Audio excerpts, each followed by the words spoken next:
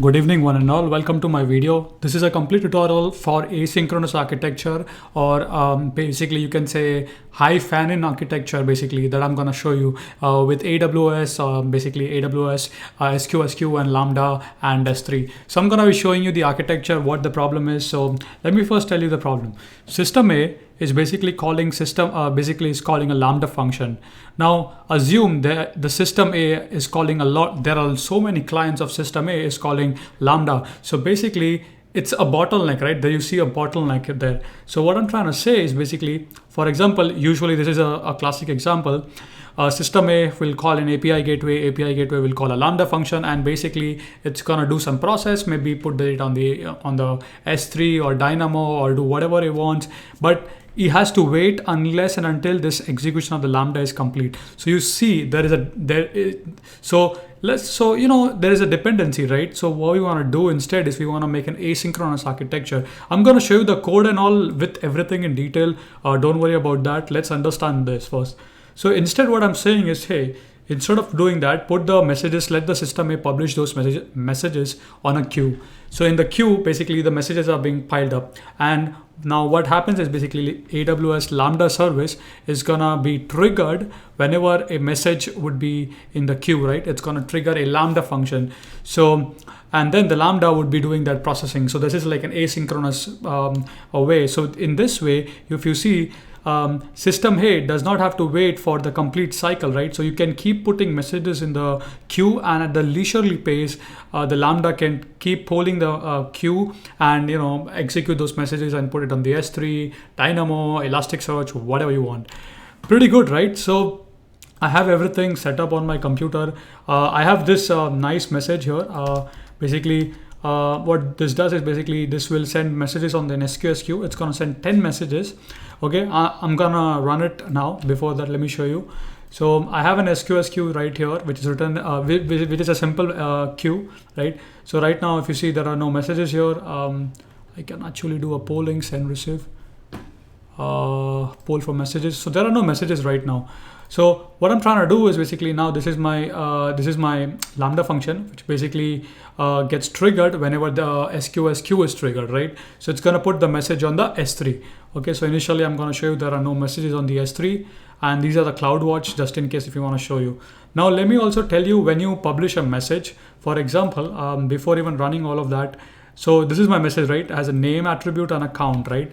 So the way my messages are received in AWS is basically it will come in an event. So if you use the events word, in an event you can access the records, which is a list attribute. You can grab the body, and in that body you would have your JSON string. So you can do a JSON.loadS method to convert that back into a dictionary.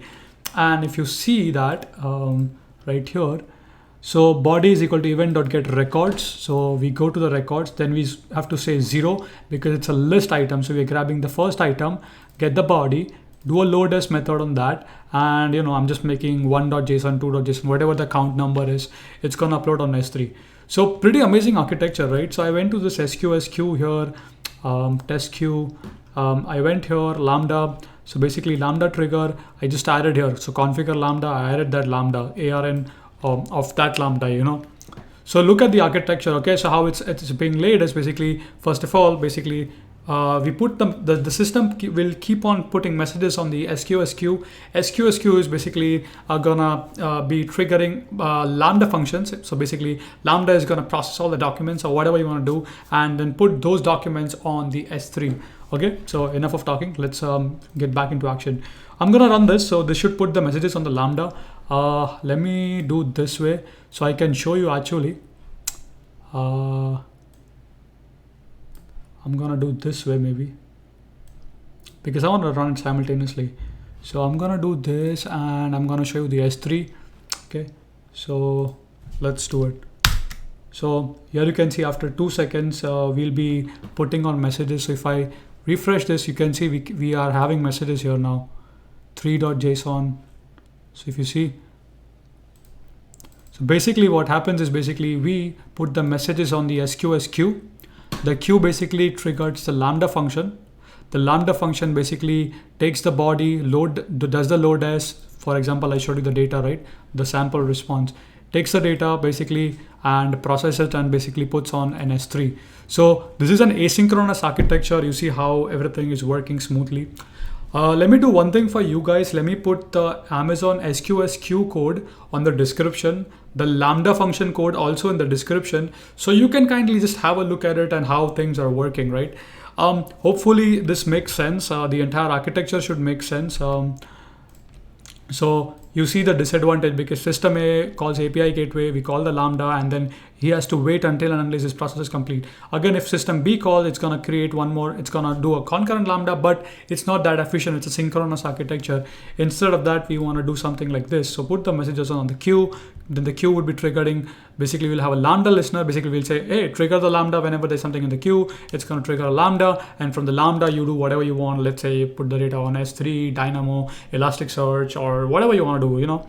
So that's the architecture. Hopefully you enjoyed it, and if so, do give a like. If you have any more questions, kindly list your questions in the comment section, and I would be very happy to assist you. I'm also planning to make one more video which would be on a fan out architecture. So let's say you have a lot of consumers, right? So let's say a lot of people are requesting your API and they're gonna get data from it. So that's a fan out architecture that we are gonna see that, but we have to use SNS topics, SNS stuff. So we'll learn all over that. Okay. So hopefully everything makes sense, and if so, if you really enjoyed this video, kindly do give a thumbs up. And if you have any more questions, list your questions in the comments, and as usual, I would be very happy to assist you. Once again, thank you for your love and support. Keep smiling, keep coding. See you guys next time.